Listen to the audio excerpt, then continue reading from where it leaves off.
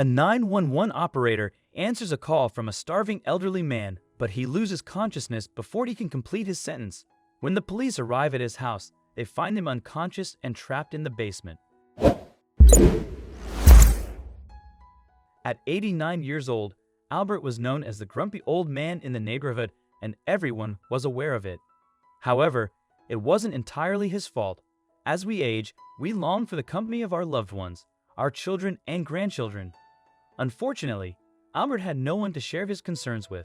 His wife had passed away years ago from cardiac arrest, and his sons rarely checked in on him after they settled in different parts of town with their own families. Albert carried a heavy burden in his heart, but he struggled to express it. The loneliness was eating away at him, which contributed to his cranky demeanor. Yet, no one seemed to understand what he was going through. He's lost his mind. Stay away from him.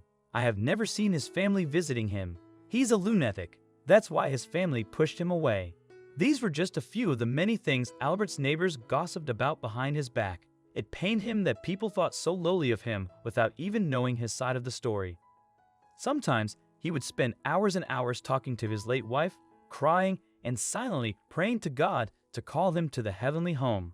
Other times, he blamed God for forcing him to live a lonely and miserable life. One day, Albert was really missing his wife. He went down to the basement to retrieve some of her things, but when he tried to open the door to leave, it was jammed. He gripped the knob and tried to open the door with all his might, but the knob broke, falling to the floor. Albert was locked inside. Oh dear, how am I going to leave now?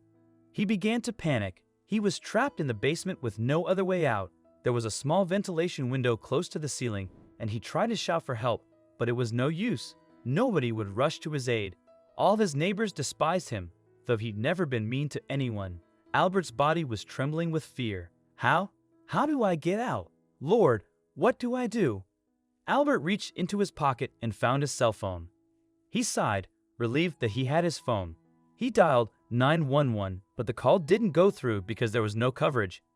He walked around the basement, hoping to get a signal, but it was no use. Old Albert burst into tears and had never felt so helpless. "Excuse me, can anyone hear me? Please help me. I'm stuck." He screamed as loudly as he could, but nobody came to help, and he never got a signal. 3 days passed. Albert was weak, starved, and dehydrated. His body was on the verge of giving way, and he gave up. "I'm coming, honey," he whispered to his wife, teary-eyed. "Maybe this is how it happens. This is how I finally get to see you." But Albert was wrong. His phone suddenly beeped, and he saw the signal return. With trembling hands, he quickly dialed 911, informing the operator that he had been locked in a dark and dingy basement for 72 hours without food or water. "Help me, I'm trapped." "Please, I'm hungry," he cried. "We have your location, sir. A unit is on the way. Could you please tell us more about the nature of your problem? Hello, sir. Can you hear me?" Before Albert could finish his sentence, he passed out on the call, and the phone went dead. The battery died. Thankfully, the unit closest to his address was manned by Officer Wooten and his partner, Officer Davis, who responded quickly. "It's the police. Open the door," Officer Wooten called out, but there was no answer. "House isn't deserted," said Officer Davis. "Locals said he lived alone. Old man, 89 years old probably." In the end, the two officers decided to break open the door, but they didn't find Albert anywhere in the house. That's when they decided to check the basement and found him unconscious. "Geez, call the medics. He's alive," said Officer Davis, checking Albert's pulse. After a couple of minutes, Albert was rushed to the hospital, and thankfully, they were able to revive him. When he opened his eyes, he saw the two officers and his sons, whom the officers had called after discovering their phone numbers in his phone by his bedside.